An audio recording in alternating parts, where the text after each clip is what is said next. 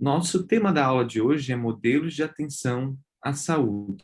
Modelos de atenção à saúde é diferente de sistemas de saúde, né? Mas o modelo de atenção à saúde é a forma como a gente aplica o conceito de saúde em uma sociedade para organizar os serviços de saúde, por exemplo. Então, é o modo de produção desse cuidado da saúde do coletivo. É importante a gente começar a pensar, né, qual que é o conceito de saúde atual? O que a gente entende por saúde? Saúde é mercadoria? Ou saúde é um direito social? Saúde é uma obrigatoriedade da pessoa, do indivíduo, ou do coletivo, ou de ambos, né? Esse conceito de saúde que a gente entende, ele vai também influenciar um sistema de saúde. E para que serve, portanto, um sistema de saúde? Né? A gente tem que perceber que o sistema de saúde ele vai servir para proteger a sua população, para ampliar a saúde dessa população, né? Para resgatar a saúde dessa população. Então, o sistema de saúde ele vai estar permeado por o que a gente entende, esse conceito de saúde que está por trás. E como que o conceito de saúde vai interferir no sistema, né? Toda política pública, vocês vão ver numa próxima aula, ela vai ter por trás valores. E esses valores é como a gente pensa e valoriza as coisas, né? Se a gente entende que o conceito da saúde é uma mercadoria, né, que quanto mais a gente tem dinheiro, mais a gente pode comprar acessos, exames, remédios, enfim, medicamentos, enfim, a gente vai observar, né, que esse conceito vai fazer com que a gente organize a saúde a partir do mercado, por exemplo. A gente entender a saúde enquanto um direito social, vai observar que a gente vai organizar a saúde principalmente a partir do que é do interesse do bem comum coletivo, e o Estado como o principal organizador desse interesse. Agora, claro, os governos vão estar também, né, lembrando que Estado é diferente de governo, os governos que vão estar no poder do Estado, eles também podem influenciar nessas políticas de saúde através de seus valores, né? Quais serviços eles devem ser contemplados em um sistema de saúde? Será que eles são iguais? Será que eles são semelhantes, né? Os mesmos serviços a gente tem aqui, como tem na França, no Canadá? Será que os mesmos serviços que a gente tem no Sul precisam ser iguais aos serviços que tem no Norte? Quais as necessidades da saúde da população brasileira? Do que ela mais morre? Do que ela mais adoece? E como que adoece? Tudo que vocês vão estudar também na epidemiologia, né? E como organizar, portanto, o sistema de saúde para atender essas necessidades de saúde de uma população? A forma com que a gente vai organizar essa, essa, esse sistema de saúde, né, vai organizar para atender as demandas da população, deve estar coerente com as demandas de saúde da população também, para que a gente tenha um sistema de saúde muito mais eficiente do ponto de vista tanto econômico como dos resultados sanitários, por exemplo, dos indicadores de saúde. O que é o conceito de saúde, portanto? Né? É interessante a gente sempre pensar a saúde enquanto um produto, um estado, né? Uma dinâmica, um processo, digamos assim, não enquanto uma categoria nosológica, como é o caso da doença, né? Não necessariamente saúde é o contrário de doença. E a gente fala sempre num processo saúde e adoecimento, ou seja, a doença é uma categoria nosológica específica, diabetes, né? É um problema no pâncreas em que a insulina não consegue ser secretada de forma com que a pessoa fique com alto índice glicêmico no sangue. Agora, o adoecimento é uma coisa individual. A pessoa pode ter ali diabetes, mas, né, a outra pessoa também pode ter diabetes. Agora elas vão ter adoecimentos de forma diferente, vão ter condições de vida diferentes, vão ter estilos de vida diferentes e vão passar por um processo de adoecimento diferente. Agora, é claro, essa distribuição de doenças de uma população, ela não se dá ao acaso, né? E vocês vão observar que existem situações iníquas, ou seja, injustas, desnecessárias de saúde na população, né? A gente vai observar que a expectativa de vida é menor e a mortalidade infantil é maior na população mais pobre, por exemplo, né? Ou comparando negros e brancos, por exemplo, e que a saúde da população branca de forma geral, melhor do que a saúde da população negra por falta de acesso, por falta de várias questões e da sociedade que a gente vive. Enfim, o conceito de saúde, ele é esse conjunto de relações de variáveis, né, que vai condicionar o estado de saúde e de adoecimento individual e coletivo, mas principalmente de uma população. E a compreensão do que se é saúde, ela vai se modificando ao longo da história, e essa concepção de saúde que a gente tem vai modificando também o sistema de saúde ao longo da história. A forma com que a gente constrói e organiza o atendimento à saúde para uma população. Vejam que uma breve história do conceito de saúde, do processo de saúde e doença, ou saúde e adoecimento, a gente vai ter já desde a antiguidade, que permanece até hoje, as teorias místicas, né, de que a doença é um fenômeno sobrenatural, que se eu estou doente é porque Deus ou alguma força externa superior quis, se eu curar é a mesma coisa. Então, essa visão da teoria mística, digamos assim, elementar, né, ela ainda é presente na nossa cultura de uma forma geral, né? As pessoas ainda culpabilizam um ente externo por conta das suas doenças, por exemplo, muitas vezes, né? Aceitam, como é o caso que a gente tem vivenciado hoje também com o coronavírus. Muitas pessoas acham que as pessoas morreram de coronavírus é porque Deus o quis assim, né?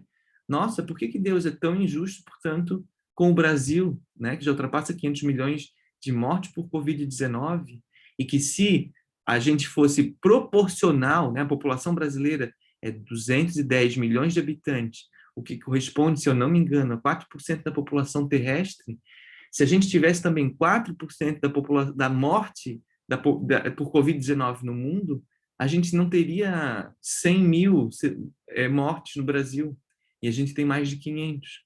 Ou seja,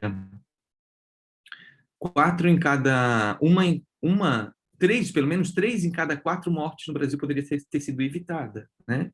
Então, vejam, não é só uma questão sobrenatural. Aliás, não é uma questão sobrenatural. Mas a gente também vai ter depois as teorias dos ambientes, né? De como as doenças são consequências das alterações ambientais.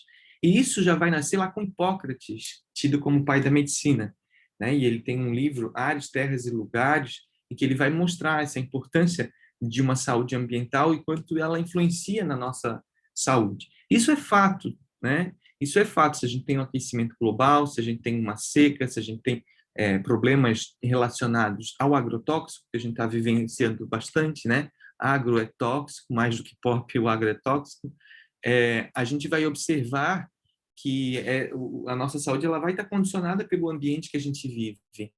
É só a gente observar também, pegando o mesmo exemplo da Covid-19, a distribuição das doenças ela é muito maior proporcionalmente nos lugares onde tem menores condições de salubridade, né? Nas favelas, nos cortiços, nos lugares onde não tem muita ventilação e tem um aglomerado de gente. Mas a gente também teve, ao longo da nossa história, outras teorias, como a teoria miasmática. As teorias dos miasmas, elas são anteriores à teoria microbiológica, que é do final do século XIX, né? Portanto, 1880, 1890, por ali, já se começa essas teorias microbiológicas, mas até então o que se tinha era a teoria miasmática. O que era a teoria miasmática? Era um sentido de que diziam que as doenças eram causadas por alguns tipos de gases que eram emanados pela terra, pelo ar, pelas águas também, onde eram lugares putreficados, por exemplo, poderiam trazer esses miasmas que trariam as doenças. Então, esses miasmas, quando tinha uma epidemia, também era como se eles entendiam, né, que eram esses miasmas que vinham e atacavam essa população. E todo o sistema, não como a gente tem hoje, né, um sistema de saúde, mas toda a organização, né, dessas confluências de como se organizava a sociedade, a forma como se construía os hospitais, por exemplo, e se organizava a saúde, ela tinha a ver com essa teoria miasmática na época. Vejam, se a gente pegar aqui em Florianópolis, né, pegando dois momentos históricos diferentes, o momento que a gente já tem uma microbiologia já bem definida e o momento que a gente não tinha e que era a teoria miasmática, e observar a construção dos hospitais, vocês têm uma imagem muito fácil que é olhar o Hospital de Caridade e olhar o Bahia Sul, aquele hospital azul todo fechado de vidro. Enquanto um é construído em cima do morro, né, o outro é construído embaixo do morro. Enquanto um tem o pé direito duplo, tem janelas bem grandes, o outro é todo fechado porque funciona basicamente com ar-condicionado. Claro que hoje, né, o Hospital de Caridade também é com ar-condicionado, mas eu estou falando da estrutura de como era. Era em cima do morro, né? Não era porque era mais fácil para os doentes chegarem. Né? Imagina os doentes chegando numa época que não tinha nem carro subindo o morro. É complicado, mas era porque acreditava-se que os miasmas seriam levados com o vento para longe e não ficaria na cidade. Aquele miasma daquelas doenças que estariam no hospital. Diferente de quando a gente vai construir, por exemplo, um hospital numa era microbiológica, né? Totalmente hermeticamente fechado, com os vidros que não pode abrir, porque tem controle interno do ar, por exemplo. Então, aí a gente já vê, pela arquitetura, né, dois momentos diferentes históricos, duas formas de organizar os cuidados à saúde, e assim até hoje. Né? O que a gente entende por saúde? E a nossa teoria, que é a teoria que é vigente no momento, né? A ciência também não é uma verdade absoluta, mas a ciência, diferente de uma religião, ela se propõe à crítica e ela se propõe a mudar e evoluir de acordo com os melhores conhecimentos atuais, né? Então, não é uma verdade absoluta, mas é o que melhor a gente tem para o momento. E a gente vai ter depois a teoria da unicausalidade, né? A gente vai nascer a microbiologia, principalmente com o Robert Koch, com o Pasteur, né? O Koch na Alemanha, o Pasteur na França, que vão encontrar os agentes etiológicos, por exemplo, o bacilo de Koch, e que eles acreditavam que cada doença tinha um agente etiológico diferente, mas que, na verdade, já vimos que não. Agora, lembre-se, nessa teoria da unicausalidade, quando se começa a achar essa visão microbiológica, né, vai nascer também um modelo de atenção à saúde, um modelo sanitarista, digamos, que vai querer fazer com que a gente tenha algumas ações coletivas, como vacinação, que vai nascer, vai se intensificar nessa época, né? A vacinação ela é anterior, inclusive, na China já se fazia, na Índia já se fazia, e depois, lá no século XVIII, XVII, na Inglaterra, já se começa, depois que eles tiveram contato com a Índia e começaram a ver, né, a variolização que nasce a vacinação, a gente vai observar que essa teoria da unicausalidade, eles vão começar a organizar também esse sistema a partir dessa ideia, de que um agente etiológico causará uma doença no agente hospedeiro, ou seja, então a gente vai fazer campanhas de saneamento, vamos fazer campanhas de vacinação, vamos organizar o sistema por aí. Hoje, e a partir do advento principalmente da epidemiologia, a gente sabe que essas doenças são multicausais, né? E que a multicausalidade é importante a gente perceber que uma doença numa população ela vai ser ocasionada não apenas pelo agente etiológico, mas por um conjunto de causas suficientes para a doença ocorrer. Então, por exemplo, se a gente vai ter duas pessoas, né? As duas pessoas têm um bacilo de Koch. O bacilo de Koch, ele vai ser necessário para causar a tuberculose. Porém, uma pessoa é um monge budista que faz meditação, alimentação boa, exercícios físicos, e o outro vai trabalhar na bolsa de valores, estressado, sempre com um horário apertado, comendo rapidamente. Vejam, a tendência, ou não precisa trabalhar na bolsa de valores, né? Melhor, é pobre. Pobre, mora na favela, não tem dinheiro, além de pobre, é negro e é mulher. Fica complicada a situação, né? Então, o que que acontece? Enquanto os dois têm a causa necessária, né, que é o bacilo de Koch, mas um não tem as causas suficientes, porque tem boa alimentação, tem bom sono, faz exercícios físicos, e o outro mora em umas condições precárias de saúde que vai sim desenvolver a doença, né? Porque vai ter um conjunto de causas suficiente para gerar doença. Então, muito disso é pelas condições de marginalidade, de pobreza de uma população que vai adoecer. Né? Então, essa é a teoria multicausal. Ou seja, hoje a gente tem essa visão multicausal.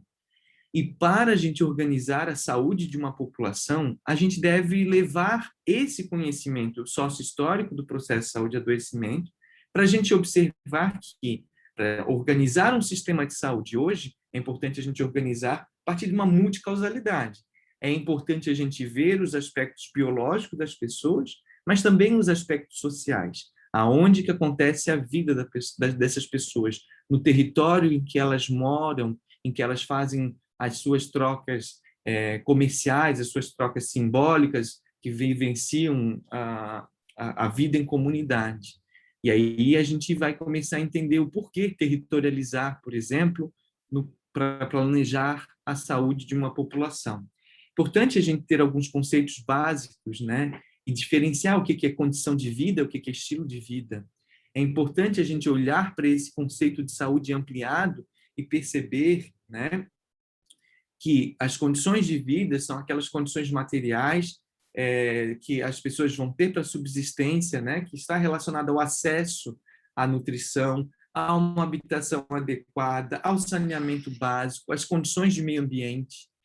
E o estilo de vida é aquele estilo individual, que vai ter também sua influência social e culturalmente determinada na vida das pessoas e dos grupos, e que vão expressar os padrões alimentares. Tem gente que é vegano, outras pessoas fazem uma dieta sem glúten, mesmo não sendo celíaco.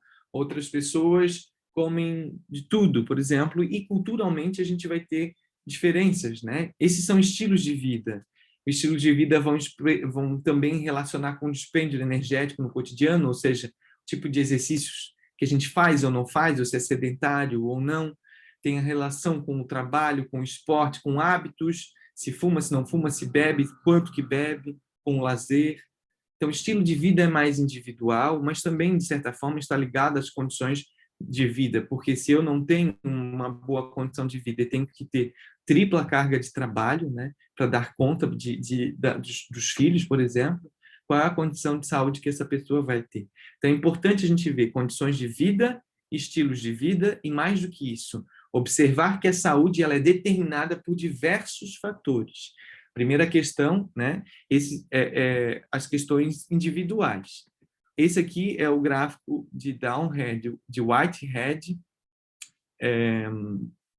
sobre os determinantes da saúde, e vocês observem que aqui, ó, a gente vai ter, primeira questão, idade, sexo e hereditariedade. Claro, se a gente tem 20 anos, ou se a gente tem 80 anos, a gente vai ter doenças diferentes. A gente, com mais velhos, vai ter mais problemas crônicos de saúde, né? Possivelmente, por exemplo, com pressão alta, hipertensão, com diabetes, do que se a gente tem 20 anos.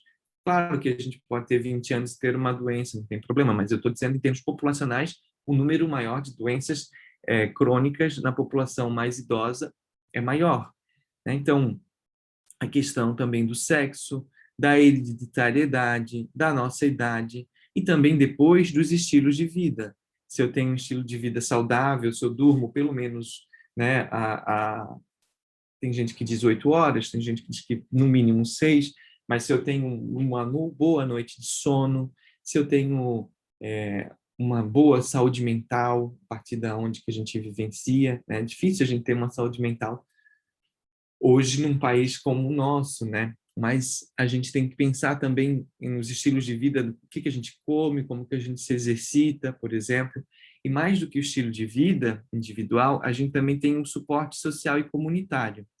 Muita gente mora em cidade e não tem tantos laços familiares e sociais e acaba entrando em problemas como depressão, por exemplo. Por outro lado, as cidades menores, que têm festa da colheita da uva, festa do vinho, festa da polenta, de tudo quanto é coisa, e tem um suporte comunitário, às vezes, muito maior, vocês vão observar que tem uma longevidade maior, tem a tendência a ter menos problemas, alguns, inclusive de saúde mental, né? Porque a gente tem esse suporte social e comunitário. Os amigos, muitas vezes, a igreja, às vezes, faz esse trabalho, né, de ter um suporte também comunitário. E a gente tem aqui as políticas maiores que vão influenciar, né? a política agrícola e de produção agrícola, a de educação, de ambiente de trabalho, de condições de vida e trabalho, desemprego, água, saneamento, serviço de saúde, de habitação. Tudo isso são políticas que elas são feitas, né? E que elas vão divergir, às vezes, de alguns governos vão dar mais ênfase, né, aos grandes conglomerados que vendem essas commodities de agricultura, né, que a partir da Revolução Verde se fez com que a gente tivesse um número de produção maior, muitas vezes, mas a detrimento da diversidade de vários produtos. Por exemplo, vários tipos de arroz e de milho a gente não encontra mais por conta, né, dessas sementes que foram colocadas nas grandes plantações, muitas vezes sementes transgênicas, que depois não dá para reaproveitar, enfim. E hoje a gente tem aí, às vezes, problemas de insegurança alimentar, mas eu não vou falar muito sobre isso, que a gente tem a professora Patrícia aqui, que é nutricionista, sabe falar melhor do que eu sobre essa questão. A gente tem as questões de ambiente, de trabalho, de condições de vida e de trabalho, né? Como pensar as condições de saúde de uma população trabalhadora quando os direitos trabalhistas estão sendo flexibilizados, né? Flexibilizados não de modo para garantir que as pessoas possam ter o mínimo de condições de sobrevivência digna no nosso país, né? Vejam, o nosso desemprego está batendo a quase 15%. É muito alto. 14,7% de desemprego, ao mesmo tempo que o lucro dos bancos, né, no primeiro trimestre desse ano foi de 35%. Alguma coisa está errada aí. Os ricos estão ficando mais ricos e os pobres mais pobres. É igual aquela música, né? Todo mundo já conhece, o motivo todo mundo já conhece, que de cima sobe e de baixo desce. Estou rindo, mas é triste. Água, saneamento, né? A gente tem um péssimo saneamento em Florianópolis, no estado de Santa Catarina. Péssimo. É um dos piores do Brasil, sinceramente, o nosso saneamento, né? Os serviços de saúde, a gente tem um pouco melhor do que alguns outros lugares, mas já foi melhor, né? Como que a gente pensa em serviços de saúde, por exemplo, em uma população que envelhece, empobrece, que veja o preço do gás de cozinha e veja o preço do quilo da carne, né? Envelhece, portanto tem mais doença, empobrece, portanto tem menos possibilidade de acesso a questões, inclusive de alimentação, de hidratação, de saúde, maior estresse, né? E além disso, diminui o dinheiro para o SUS. O que acontece, né? Congela o dinheiro do SUS, retira, como o DPVAT, que foi retirado do governo atual, do dinheiro que ia para o SUS, ou seja, desfinancia o SUS ao mesmo tempo que várias pessoas estão deixando de ter plano de saúde e tendo atendimento exclusivo do SUS e aumentando, com o número da população aumentando e envelhecendo, aumentando a demanda de saúde de uma população. Então, como que a gente pensa a saúde se os serviços acabam sendo sucateados, por exemplo? Né? Então, por isso que é importante a gente entender que isso vai sim influenciar na saúde de uma população. E, por fim, a gente tem as condições socioeconômicas, culturais, ambientais, que vai diferir de país para país e vai diferir historicamente no nosso país e que são bastante importantes, né? Entender essas condições socioeconômicas, culturais e ambientais de uma população. Será que com essa desmatação toda que a gente está tendo aí da Amazônia, né, os garimpos ilegais, tudo isso ela não vai ocasionar problemas futuros e já está ocasionando, na verdade, né? Nós estamos vivendo uma seca agora e um racionamento de água que vai entrar, né, que não se via há muitos anos, muitos mesmo. Isso porque boa parte é pelo falta de desmatamento, né, dos rios aéreos que a gente vai ter, e isso vai condicionar a saúde de uma população. E se faltar água, né, se faltar energia elétrica, a tendência ainda é piorar, né? Então, vejam, a gente tem que entender a saúde como esse conjunto de determinantes e organizar um sistema de saúde de modo com que a gente entenda que não é só fatores hereditários, individuais e de estilo de vida que vai condicionar a saúde de uma população, né? A gente vai ter vários desses fatores. E os indivíduos, eles têm noções diferentes de estar doente ou não, né? Difere de fatores de risco, uns podem adoecer mais, outros com mais gravidade do que outros, né? Tudo isso tem as questões culturais também relacionadas, né? Mas existem nessas diferentes grupos populacionais, existem ações e serviços diferenciados. Os mesmos problemas que os problemas que a gente tem aqui no sul do Brasil não é o mesmo necessariamente que a gente tem no norte. Doenças tropicais lá, por exemplo, dengue, febre amarela, chikungunya, é muito maior do que as que acontecem no SUS, embora aqui a gente também as tenha, por exemplo, né? Agora, a gente vai observar que mesmo dentro do mesmo município, como Florianópolis, a gente vai ter necessidade de saúde diferente. Veja o Monte Cristo, né? Ali atrás do shopping Florianópolis, Floripa Shopping. Veja a Lagoa da Conceição. Se vocês forem fazer o levantamento, né, nesses dois locais, um que é o cartão postal da cidade e o outro que é uma região um pouco mais carente da cidade, né, vocês vão observar que eles têm necessidades de saúde diferentes. Se vocês observarem, né, o número de sífilis, por exemplo, é maior num do que no outro.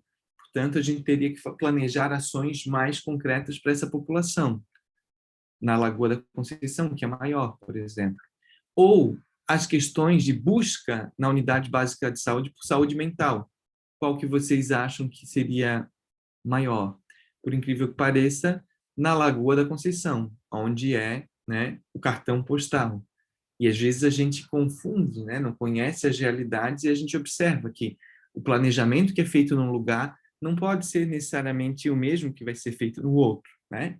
E ao longo da disciplina a gente vai ver, por exemplo, os planejamentos municipais que a gente vai fazer, os planos municipais de saúde, que no interior de Santa Catarina muitos planos são iguais, porque as prefeituras contratam empresas que fazem esses planos e que muitas vezes replicam entre um plano e outro e não consideram as necessidades locais, por exemplo, né? Então, é importante a gente ver que os diferentes grupos sociais têm diferentes necessidades de saúde e eles vão conduzir essas necessidades de saúde diferentes no que a gente vai ver enquanto profissionais de saúde trabalhando, seja numa unidade básica, seja na gestão municipal, estadual, ou mesmo nível federal, é de planejar de modo com que a gente possa melhorar a saúde dessa população a partir das suas necessidades. Interessante a gente lembrar também alguns conceitos fundamentais: desigualdades e iniquidade, e os determinantes sociais da saúde, que é o que a gente acabou de ver, né? Os determinantes sociais da saúde são as condições sociais, ambientais, enfim, também as condições que as pessoas vivem, trabalham, ou as características sociais onde a vida vai transcorrer. E a gente tem as desigualdades em saúde, por exemplo, que são as diferenças sistemáticas dentro de um grupo populacional. Nós podemos ter desigualdade que não são necessariamente injustas, são características específicas. Por exemplo, existe uma desigualdade na distribuição do câncer de pele na população quando a gente compara a população negra com a população branca, né? A incidência e a prevalência das doenças de câncer, por exemplo, de pele, é maior na população branca. Mas isso não é uma questão injusta, né, e evitável. Isso é uma questão mais biológica, da mesma forma que a anemia falciforme na população negra muito maior do que na população branca. Agora, o problema é quando essas doenças elas ocorrem por outros motivos que são injustos e que são evitáveis. Por que que a mortalidade infantil é maior na população pobre, por exemplo, do que na população rica? Por que que a expectativa de vida da população negra e indígena é muito, principalmente indígena, é menor do que a população branca? Isso são iniquidades, né? São desigualdades que são evitáveis em saúde, injustas, desnecessárias e possíveis de ser alteradas. Veja a distribuição da Covid-19 na população brasileira, né? Os trabalhadores que pegavam um ônibus, metrô, tudo lotado, têm sim uma distribuição maior proporcionalmente do que outra população que tem condições, como nós, né, de fazer o nosso trabalho à distância, por exemplo. Isso é, então, iniquidade. Dito isso, a gente pode pensar, né, que um sistema de saúde ele deve ser competente para enfrentar as necessidades de saúde de uma população. Agora, veja, nós temos 210 milhões de habitantes de um sistema universal de saúde, que é o SUS, no papel, né? Na prática, a gente sabe que o gasto público é menor do que o gasto privado, ligeiramente menor, o que é contraditório com o sistema público universal. Agora, quem é essa população? Qual que é a doença mais frequente nessa população? De que morre essa população? Como que nasce essa população, né? É tudo igual entre norte e o sul, entre o Acre e Alagoas, por exemplo? Os serviços, eles devem ser igual? A gente tem que observar, né, em que conhecer primeiro um pouco da realidade brasileira, de observar que o sistema de saúde ele deve ser competente para enfrentar essas necessidades de saúde da população. A gente tem no nosso país, né, a primeira e a segunda causa de morte, a mesma de vários países, mesmo ricos, mesmo pobres, que é doenças do aparelho circulatório em primeiro lugar e neoplasia, câncer em segundo lugar. Terceiro lugar, enquanto outros sistemas de saúde universal ou de seguridade social, como o caso da França, da Inglaterra, do Canadá, terceira causa de morte é causas do aparelho respiratório.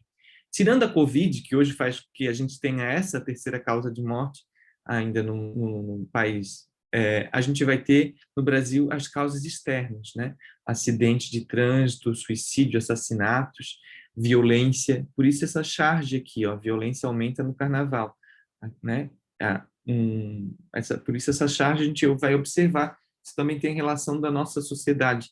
Então, a gente tem uma situação demográfica, que é a redução da fertilidade das mulheres brasileiras, mas essa redução da fertilidade ela não é igual, né? Mulheres, quanto mais acesso à educação e maior a renda dessas mulheres, menor é a taxa de fertilidade, e, ao contrário, quanto mais pobre, menos acesso à educação, maior é a fertilidade. De qualquer modo, a fertilidade do Brasil está menos de 1,8 ou 1,7, ou seja, filhos por mulher, ou seja, não consegue nem repor a população, né? A gente está vivenciando o que vivencia alguns países ricos, por exemplo.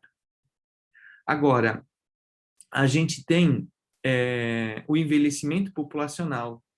A gente se antes a gente tinha uma grande parcela da população jovem, agora a gente tem uma boa parcela da população idosa. E com isso, a gente vai ter doenças específicas de prevalência maior, né? Doenças crônicas, por exemplo. Então, essas doenças crônicas, elas devem ser com cuidado longitudinal, né? Com cuidado em que as pessoas vão cuidar mais dessas doenças crônicas e não vão esperar que elas se agudizem para buscar atenção à saúde, por exemplo, né? A gente vai ter aí as causas da mortalidade, né? Portanto, as mortes por doenças cardiovasculares, câncer e causas externas, como havia dito, e a morbidade, né? Ou seja, tipo de doença.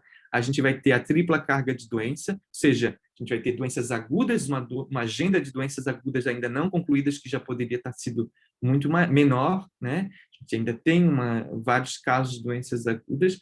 As doenças crônicas, que têm aumentado muito na nossa população, já visto o envelhecimento populacional, e também a transição não só demográfica, como nutricional. Nunca na história desse país se comeu tanto e tão mal, né? Mais barato a gente comprar uma bolacha recheada do que uma maçã, 1 quilo de maçã orgânica, por exemplo. A gente vai ter o aumento das causas externas também, além de vários outros problemas que a gente tem aí, então, a tripla carga de doença. Vejam, como a gente já falou em outros momentos, né? No Brasil, se você tiver um acidente na BR-101, na BR-282, na Beira-Mar de São José ou no Beira-Mar de Florianópolis, quem vai atender vocês é o SUS, é a urgência e emergência do SUS, é o SAMU. Não vai ser o plano privado de ninguém, né? E a gente tendo tantas causas externas, será que a gente deve justamente investir em um sistema privado de saúde ou fortalecer o sistema público de saúde, por exemplo? Eu garanto para vocês que, se depender do plano privado, se você sofrer acidente, você não vai ser atendido a tempo. né? O SUS pode demorar em alguns lugares, mas vai chegar antes. E isso a gente vai ter, então, um entendimento da saúde, né, e que vai mostrar que a gente tem uma crise no modelo de atenção à saúde no Brasil. Por quê? Porque a gente tem um modelo de atenção voltado historicamente às condições agudas, né, portanto, um modelo hospitalocêntrico ainda, e culturalmente hospitalocêntrico, que as pessoas buscam cuidar da saúde quando elas estão doentes e essa doença é aguda, ou quando as suas doenças crônicas se agudizam, né, então, elas não têm um cuidado antecipatório, tanto de prevenção e de promoção da saúde, por exemplo, né? E uma situação epidemiológica com uma tripla, na verdade, não é nem dupla, uma tripla carga de doenças, doenças infecto-contagiosas, né? Doenças agudas, doenças e condições crônicas, por exemplo, o HIV é uma doença infecto-contagiosa, mas ela já é uma condição crônica, porque o cuidado que a gente tem, né, os medicamentos que a gente consegue manter a saúde desta população e não ter a mortalidade que se tinha antes, mas é uma condição, portanto, crônica. Então, a gente tem aí uma situação epidemiológica com uma tripla carga de doença, doenças agudas, doenças crônicas, causas externas, e uma prevalência cada vez maior de doenças crônicas, que não vai ser no hospital que vai ser resolvida essas doenças crônicas, e sim, principalmente, na atenção primária, né? Então, a gente precisa pensar esse modelo de atenção e pensar um modelo de atenção que vai dar conta tanto das condições agudas, que são aquelas rápidas, diagnóstico, prognóstico mais certeiro, e que geralmente a gente consegue estabelecer uma mas a gente tem as condições crônicas também, né? A duração mais longa, uma, um diagnóstico mais incerto, e o resultado aqui deveria ser mais o cuidado. Vejam, então, o modelo de atenção à saúde é diferente do sistema, mas o modelo de atenção é a forma com que a gente compreende a saúde e a forma com que a gente organiza e faz acontecer a saúde dentro de um determinado sistema. O modelo de atenção à saúde, portanto, é essa interface da saúde com a população e que vai explicitar o conceito de saúde que entende nesse discurso dessa população e dos profissionais da saúde, que muitas vezes acham que estão muito mais ampliados, de uma concepção muito mais ampliada de saúde, mas na prática não. Basta a gente ver aqui que a nossa disciplina, gente, ela é uma disciplina interprofissional. É uma disciplina que profissionais da atenção básica, não só farmacêuticos, como nutricionistas, fisioterapeutas, médicos, enfermeiros e assim por diante, eles também poderiam fazer a mesma disciplina, porque eles vão trabalhar em conjunto fazendo isso que a gente vai estudar aqui. Mas a nossa formação ainda é fragmentada, né? A gente faz aqui nossa formação de farmacêuticos, entre farmacêuticos, e depois, quando vai atuar na prática, vai atuar com outros grupos e não se teve essa troca na própria formação. Então, muitas vezes, né, a formação ela vai influenciar depois na prática, ainda que a gente mude de discurso, a prática ela vai continuar, né, de uma forma condizente com o que a pessoa aprendeu e praticou. Então, o modelo de atenção à saúde, também conhecido como modelo assistencial, é o modo, segundo o Ministério do Brasil, já nas leis orgânicas de saúde, como são produzidas as ações de saúde e a maneira como os serviços de saúde e o Estado se organizam para distribuí-las.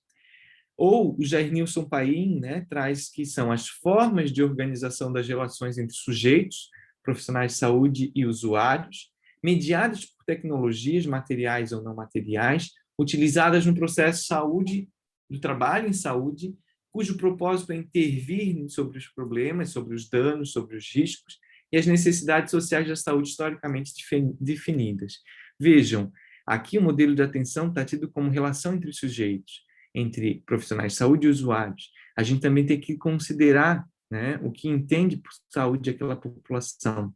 Muito da nossa população ainda acha que saúde melhor é, de fato, a saúde privada, a saúde do plano de saúde, né, e não reconhece a importância do SUS. Agora, com a pandemia, está reconhecendo mais, né? Mas é importante a gente reconhecer isso. Muitas das pessoas acham que o profissional de saúde é aquele que dá medicamento. Se você vai numa consulta e não sai com medicamento, é um péssimo profissional. Isso é uma questão cultural, por exemplo, né? E essa é uma tecnologia tecnologia, como o próprio medicamento é uma tecnologia, mas existem as tecnologias não materiais, que é a forma de cuidado que a gente tem com o próximo, né?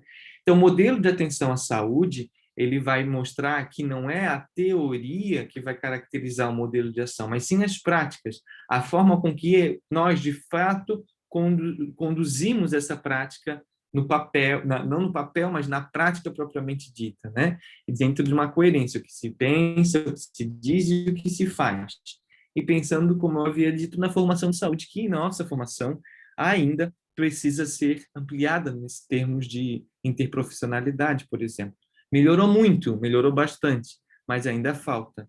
Há pouco tempo atrás, não tínhamos tanta ênfase em sistemas de saúde e mesmo em saúde pública nas graduações, né? Como na própria farmácia ou como na minha, né? Que eu tive na minha formação acadêmica, eu tive uma aula de SUS durante os 4 anos e meio que eu cursei a faculdade, por exemplo, né? Então, hoje é totalmente diferente, né, do que quem se formou como eu na décadas atrás. E a gente vai ter, então, 3 grandes modelos historicamente construídos de atenção à saúde no Brasil. Existem mais modelos, existem outros autores que trazem diferentes, mas esses são os 3 principais. Um modelo sanitarista, um modelo médico-assistencial privatista ou modelo biomédico e a vigilância em saúde, que é como a gente entende hoje a partir desse conceito ampliado de saúde como direito cidadão e uma organização importante do Estado para que garanta essa saúde, sem desconsiderar, claro, né, as responsabilidades individuais. Então, os modelos foram historicamente constituídos no Brasil e o primeiro foi quando na Primeira República, digamos assim, a gente tinha esse período onde a economia estava relacionada a um modelo agroexportador. Muitas doenças acontecendo, nascendo aí a microbiologia, como a gente havia visto. Isso fez com que era importante a gente se ter uma política de saúde para melhorar essa exportação, né, esse povo que trabalhava nessas plantações. Enfim, aqui a gente tinha uma visão linear, né, de agente hospedeiro, que era a vigência naquele modelo. Isso vai se ter um modelo sanitarista campanhista, por exemplo, que vai buscar, acima de tudo, erradicar doenças, né, que prejudicavam naquela época as exportações, os saneamentos, os espaços da circulação. Então, aqui vai se ter o saneamento para melhorar, né, a saúde daquela população, melhorar o espaço de circulação. Aqui a gente vai ter as campanhas de vacinação em massa, que vai nascer também nesse modelo sanitarista. Então, vejam que aqui não era um olhar de um atendimento individual clínico, né? Era muito mais de ações coletivas, ações ambientais para melhorar as condições sanitárias. Então, esse era um modelo sanitarista, que continua sendo importante, mas não pode ser o único, né? A gente tem que ter também uma visão do cuidado da saúde individual. E a gente vai ter também esse modelo, né, que foi nesse modelo industrial, estava surgindo uma massa operária urbana, a necessidade de atuar sobre aquele corpo daqueles trabalhadores para aumentar a sua capacidade produtiva. É nesse momento que no Rio de Janeiro, por exemplo, há exemplo do que foi feito em Paris, né, que era um modelo de haussmannização, que eles chamavam das cidades saudáveis, digamos assim, foi aberto, né, no Rio de Janeiro, foi desmantelado os cortiços do centro da cidade, aberto as ruas para ter maior circulação, e foi constituído o Rio de Janeiro, mesmo Buenos Aires, assim como Paris, foi destituído esses lugares. Essas pessoas que moravam nos cortiços foram para as encostas do morro, onde hoje virou as favelas, né? Então, toda essa forma de como eles eram trazidos geraram outros problemas de saúde que a gente vai ter como hoje, né?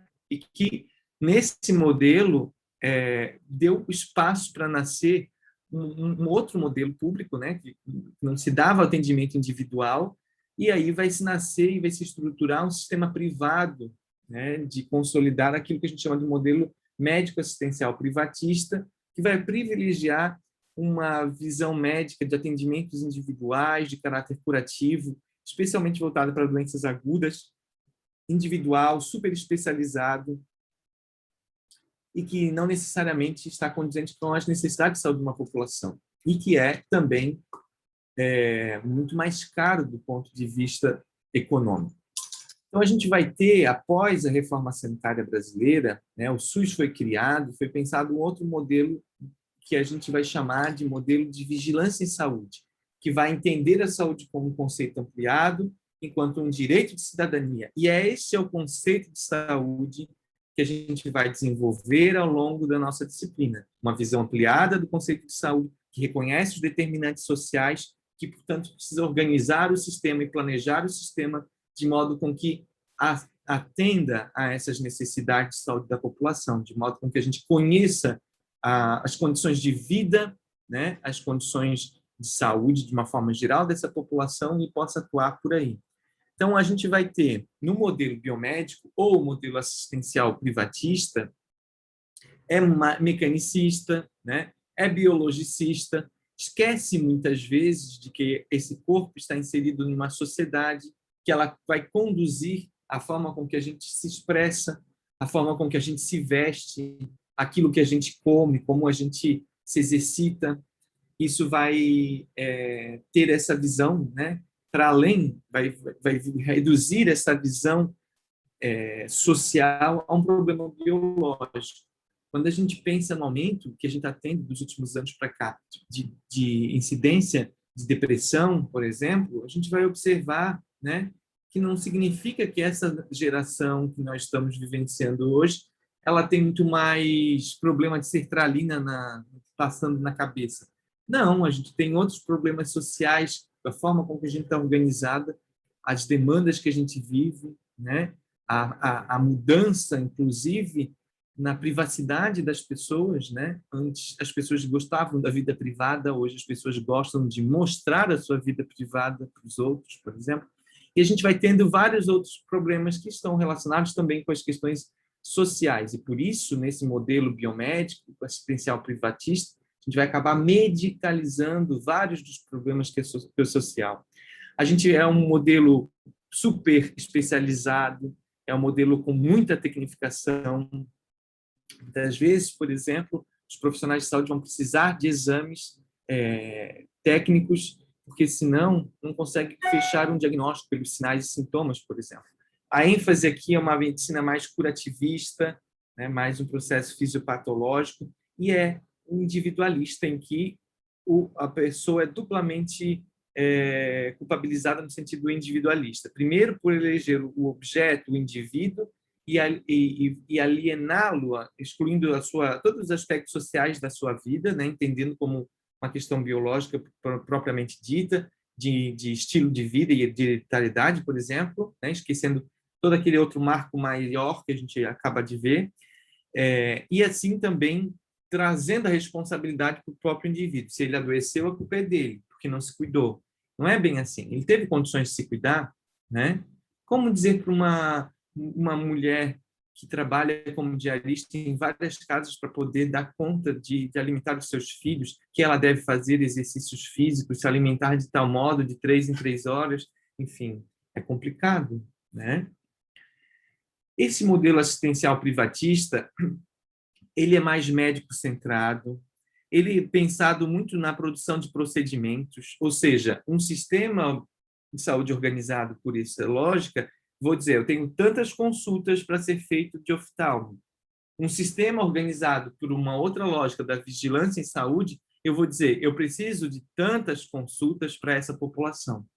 Então, um é pautado em quantos procedimentos eu posso fazer, e a minha demanda, porque é médico centrado, e o outro é pautado na necessidade de saúde da população.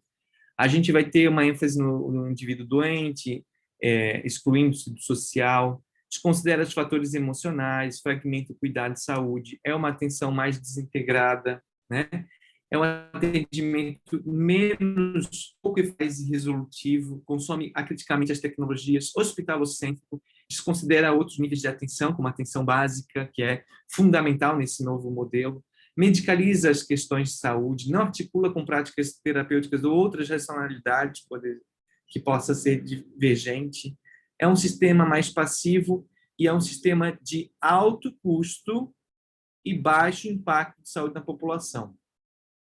A gente sabe que, né, os estudos hoje mostram que os sistemas organizados a partir da atenção primária são mais eficientes do ponto de vista econômico e também do ponto de vista dos resultados sanitários, dos indicadores de saúde de uma população.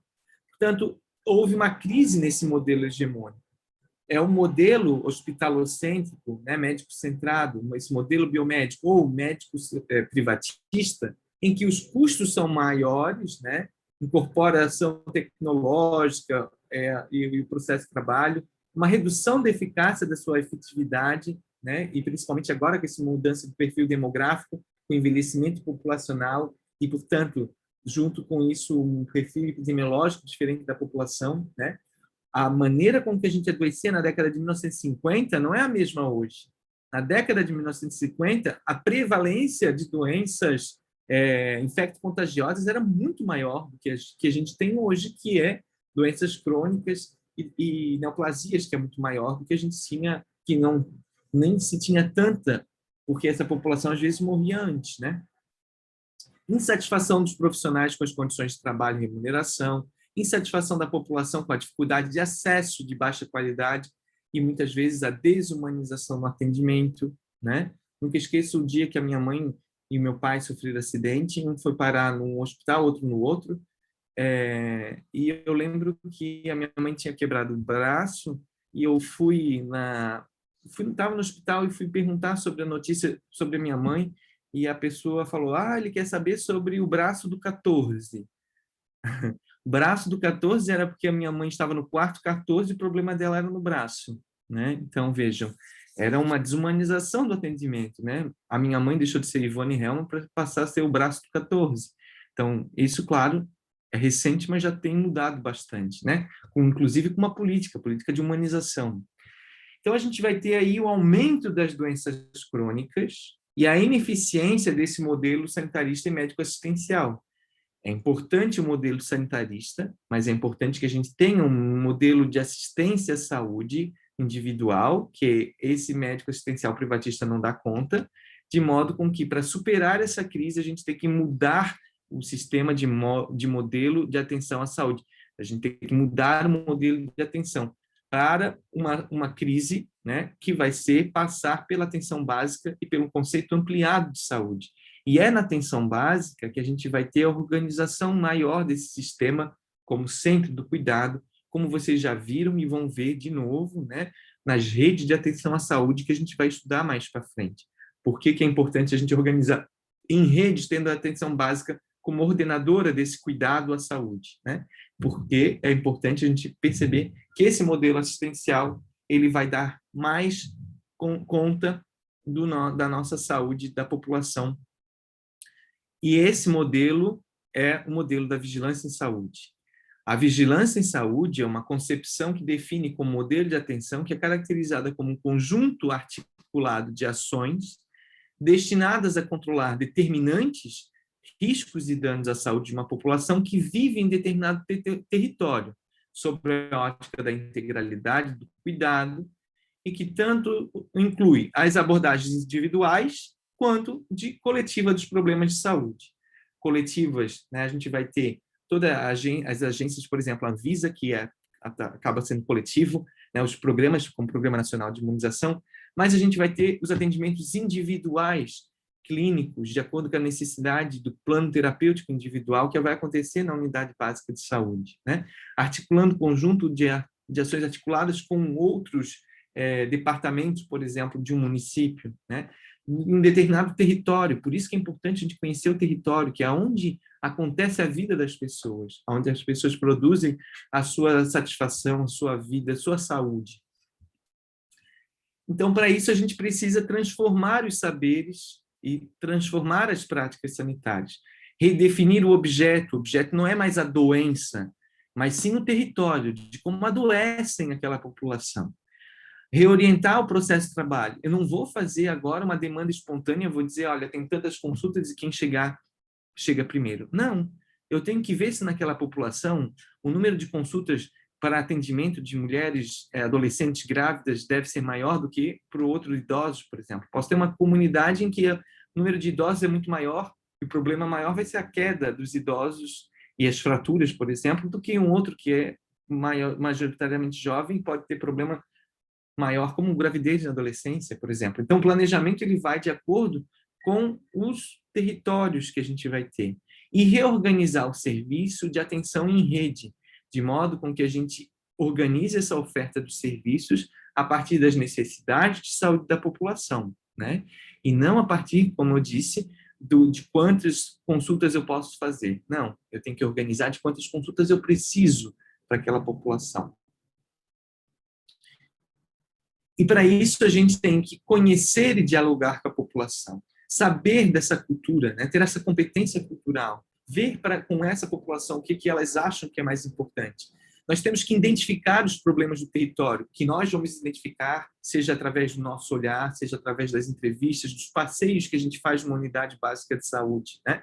A gente vai, isso faríamos se a gente não tivesse aqui no momento de pandemia, a gente ia para a unidade básica e visitar a Lagoa da Conceição, o Monte Verde, por isso que eu trago esses exemplos, né? Porque são lugares que a gente visita com a farmácia, né?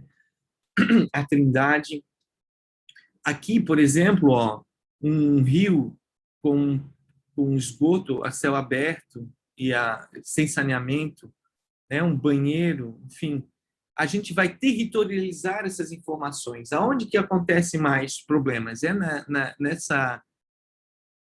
nessa área ou nessa área aqui, por exemplo. E vocês vão observar, né, que a gente vai ter diferentes áreas, diferentes problemas, às vezes uma concentração muito maior de determinados problemas. E vamos territorializar esses problemas, vamos identificar os problemas, as suas causas e consequências para poder atuar nesses problemas. E aqui já começa o planejamento estratégico situacional que a gente vai estudar, em que a gente vai selecionar esses problemas e priorizá-los a partir de alguns critérios, como a urgência, como a capacidade que a gente tem de enfrentar esses problemas, capacidade técnica, por exemplo, financeira, por exemplo, né? Que se chama governabilidade, que a gente possa ter sobre esses determinados problemas, e a gente vai priorizar de modo com que a gente vai ver que os problemas prioritários de uma população não necessariamente é igual a de outra, né? E vamos propor e executar as ações da equipe de saúde da família, por exemplo, ou do NASF, né? Vamos ver as necessidades de políticas intersetoriais. Veja, nós não temos muita governabilidade, ou seja, capacidade de atuar sobre um determinado problema que é saneamento, enquanto profissionais de saúde, numa atenção básica. Porém, a gente tem que passar isso para outra área setorial do município, né? Para que façam. Mas a gente tem outras possibilidades de trabalhar, né? E a gente vai ter alguns desafios para a gente implantar esse modelo de atenção da vigilância em saúde. A heterogeneidade da população brasileira, seja econômica, social, geopolítica, sanitária, a fragmentação do nosso sistema de saúde, que ainda é bastante forte, de vários aspectos, por exemplo, inclusive o próprio prontuário.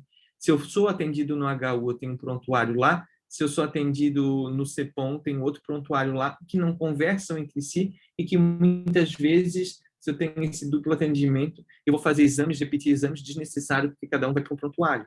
Agora a gente já está tentando implantar aí no SUS já há um bom tempo, prontuário eletrônico do cidadão, em que vai ser um prontuário único eletrônico, que a gente vai ter a história do paciente ali. Por exemplo, quais medicamentos foram dispensados para esse paciente ao longo da história. E vamos ver se ele tem esse histórico, por exemplo, e poder pensar muito melhor uma atenção individualizada para esse cidadão.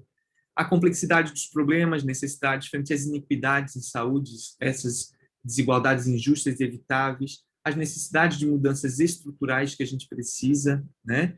A pouca qualificação profissional em saúde coletiva. A gente ainda tem muita formação num modelo biologicista, né? E essa lógica biologicista que fragmenta a saúde e a formação da saúde. Como eu falei para vocês, a gente está aí, ó, em 2021, sendo que vocês estudam entre vocês mesmos, né? Farmacêutico entre farmacêutico, e depois no mercado de trabalho, se vocês forem trabalhar para além de uma farmácia, vocês vão trabalhar com outros profissionais de saúde e que vocês poderiam já, desde a graduação, ter essa conversa com outros profissionais. Esse modelo de atenção à saúde, pautado na vigilância em saúde, requer um trabalho multiprofissional e interdisciplinar. Várias profissões e com conhecimentos que vão ser interdisciplinares para auxiliar, né? Requer um vínculo entre os profissionais e a população. Requer, portanto, boas condições de salário e de trabalho dessa população de profissionais de saúde. Requer um acolhimento, requer um planejamento local, né, e não uma demanda espontânea, livremente por aí, que as pessoas chegam e não se faz um planejamento adequado. E tem vários fatores que vão dificultar esse trabalho multiprofissional e esse trabalho interdisciplinar. A gente ainda tem, né, uma precariedade nas estruturas físicas de muitas unidades de saúde, a gente ainda tem um corpo de funcionários insuficiente. Mesmo em Florianópolis já está tendo, porque a população de Florianópolis aumentou, mas não aumentou proporcionalmente o número de trabalhadores da área da saúde. Isso faz com que aumente a demanda para esses profissionais e que eles estão ficando muitas vezes sobrecarregados, né? Problemas de falta de comunicação, formação deficiente de alguns profissionais, né? Às vezes algum egocentrismo entre uma profissão em detrimento de outra. E o farmacêutico, ele tem um papel muito importante nessa equipe multiprofissional interdisciplinar de saúde. É o profissional que mais entende e mais capacitado para orientar, para educar, para instruir todos os pacientes, usuários do SUS, para aquilo que se relaciona com o medicamento. Em uma equipe, o profissional da farmacêutico, né, que trabalha numa unidade básica com diferentes equipes de saúde da família, pode ver, por exemplo, a tendência de prescrição de determinados profissionais, de determinadas equipes. Será que é aquele território que tem mais problemas de saúde mental ou será que é aquele profissional que está mais prescrevendo antidepressivo para todo mundo, por exemplo? Então, isso é um papel do farmacêutico também, orientar e equalizar dentro de uma unidade básica de saúde. Tem várias outras funções, óbvio, né? Então, o farmacêutico tem um papel fundamental nesse modelo assistencial de saúde e, na maioria das vezes, é o último profissional em que tem um contato direto com o paciente e que vai, muitas vezes, retirar essas dúvidas, né, do início do tratamento e vai ter um diálogo, portanto, necessário para cumprir o tratamento, para que se aumente essa adesão. Essas são algumas das referências, né? Vocês têm o texto do Paim no livro Políticas e Sistemas de Saúde, que é esse livro base para a nossa disciplina, né? Opa, não está dando para ver muito bem. E aqui também tem um link com outra matéria, né, que vai discutir essa temática.